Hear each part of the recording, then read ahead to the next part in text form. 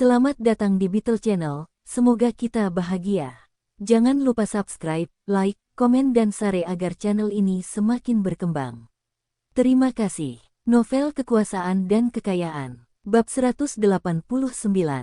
Dia berpikir sejenak, Sekretaris Sue harus melaksanakan beberapa rencana, dan ini melibatkan bangunan tua dan berbahaya dari berbagai lembaga. Itu sebabnya dia mengunjungi cabang. Runtuhnya cabang distrik timur pasti cukup parah. Beruntung tidak ada korban jiwa akibat kecelakaan itu. Dong Suebing melihat arlojinya. Jam berapa pemimpinnya tiba? Tan Limei menjawab. Pemberitahuan menyatakan jam 11 pagi. Namun mungkin ada beberapa penundaan.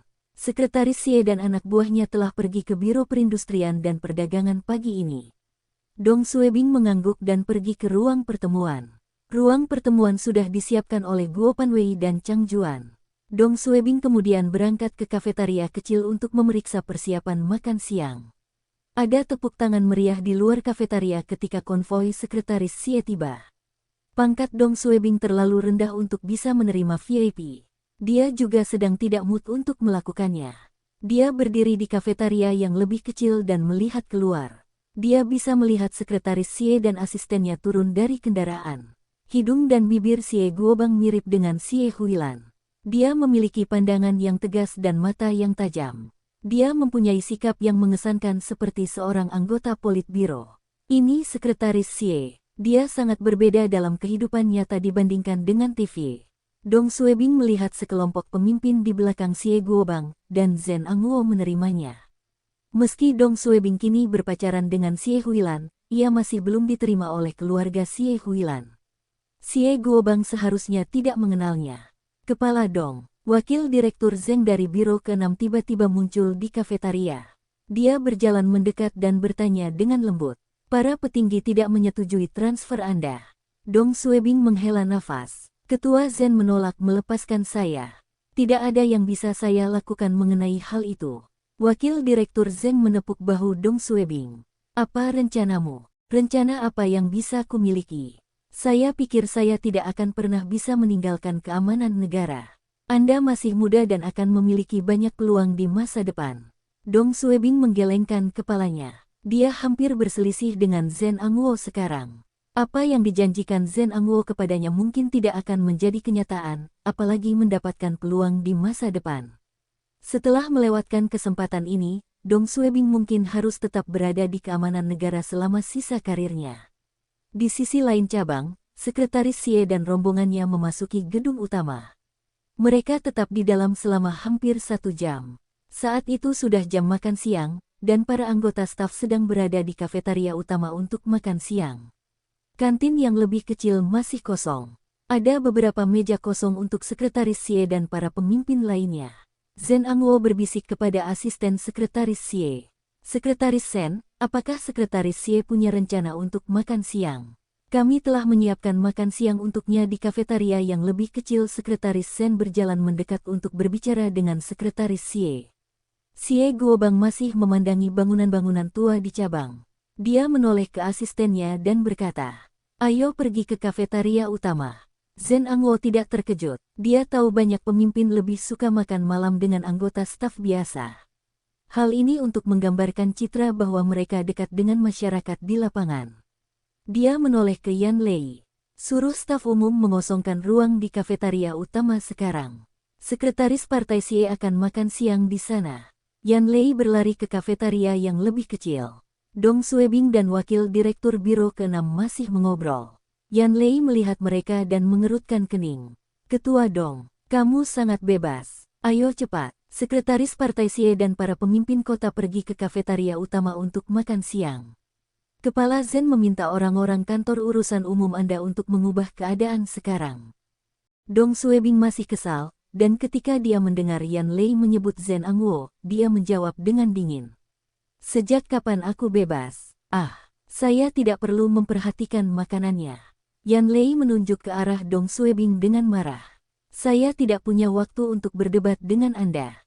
Kamu pikir aku ingin berbicara denganmu? Namun Dong Suebing tahu bahwa kunjungan para pemimpin kota ke cabang tersebut sangatlah penting.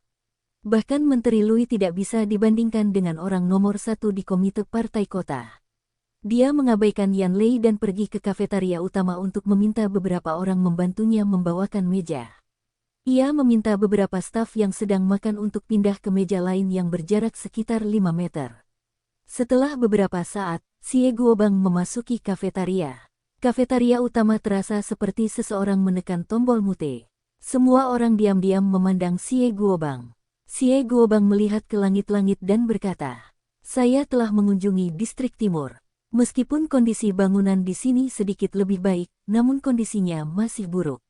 Dia menunjuk ke atas. Ada noda air. Itu harusnya dari hujan. Atap bangunan tua bocor, dan ini berbahaya. Jawab Zhen Angwo. Ya, bangunan ini sudah berumur puluhan tahun. Kami akan berusaha sebaik mungkin untuk memperbaikinya. Xie Guobang mengangguk. Anda harus memastikan semua staf aman. Jika Anda bahkan tidak bisa menjamin keselamatan mereka, bagaimana mereka bisa bekerja dengan damai? Keamanan adalah perhatian utama. Zhen Angwo, Cheng Haimei, dan yang lainnya berdiri di sana mendengarkan Xie Guobang. Dong Suebing sedang menyiapkan teh di meja. Sekretaris Partai Xie melirik melewatinya dan tidak memandangnya. Dong Suebing menduga Xie Guobang seharusnya tidak mengetahui tentang dia. Jika itu masalahnya, dia tidak perlu pergi untuk menyambutnya. Dia berpura-pura tidak terjadi apa-apa. Bagaimanapun, dia masih merasa Xie Huilan sedang bercanda dengannya. Setelah berkeliling kafetaria, Xie Guobang duduk di meja utama. Zhen Angwo, Suyan, dan yang lainnya bergabung dengannya dan duduk sesuai dengan barisan mereka. Para pemimpin kota lainnya tidak duduk satu meja dengan Xie Guobang karena peringkat mereka jauh lebih rendah. Mereka duduk di meja kedua bersama Direktur Li Qing. Oh, asisten sekretaris Partai Xie tidak duduk bersamanya di meja. Dia berdiri di belakangnya untuk membantunya menyajikan teh.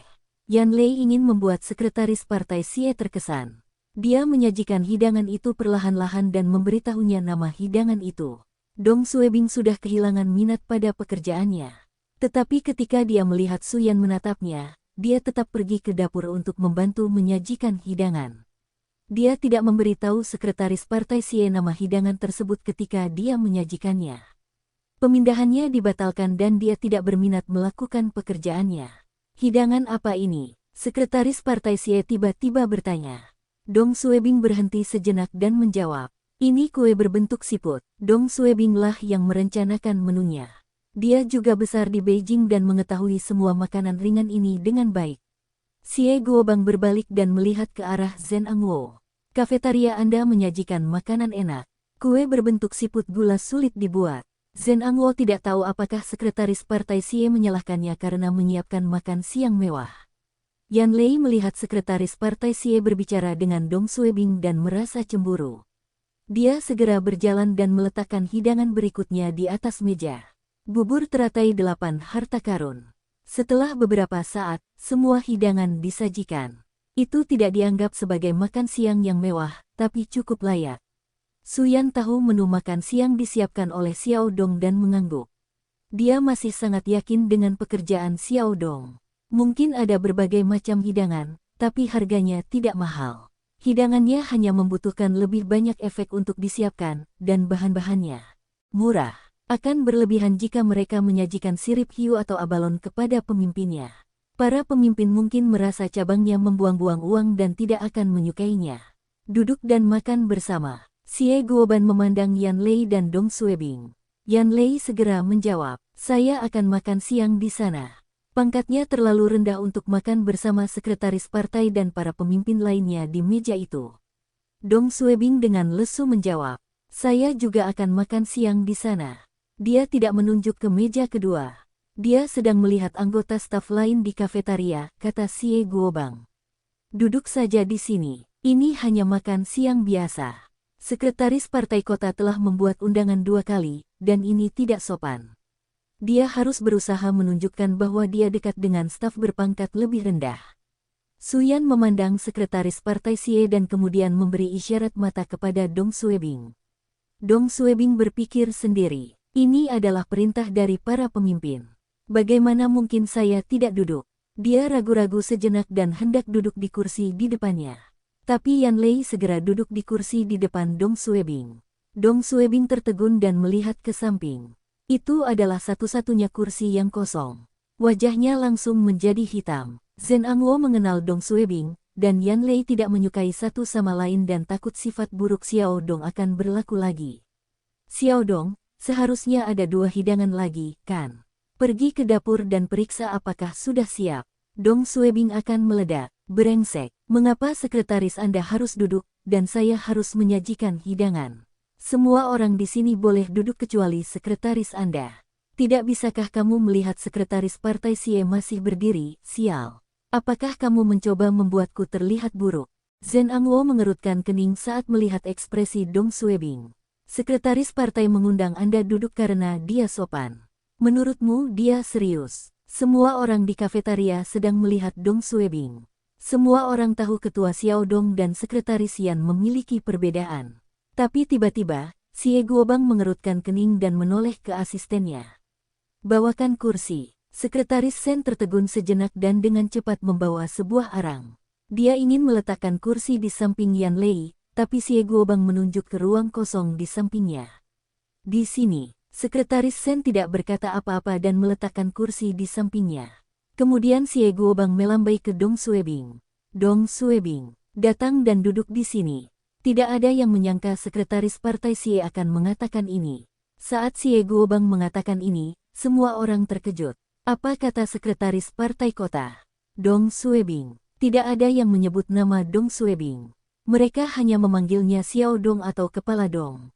Kenapa sekretaris partai Xie mengetahui nama lengkap ketua Xiao Dong? Brengsek, sekretaris partai Xie kenal ketua Xiao Dong. Sekretaris partai Xie sengaja menyiapkan kursi untuk ketua Xiao Dong.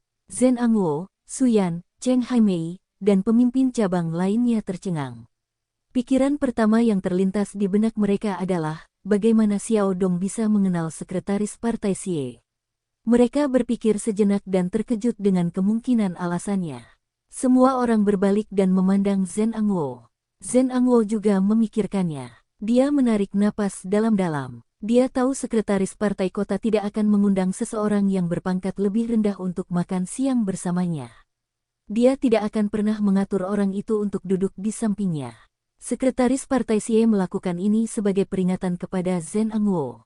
Ini karena Zhen Angwo telah menghentikan transfer Dong Suebing. Bersambung, terima kasih telah menyaksikan dan mendukung channel ini.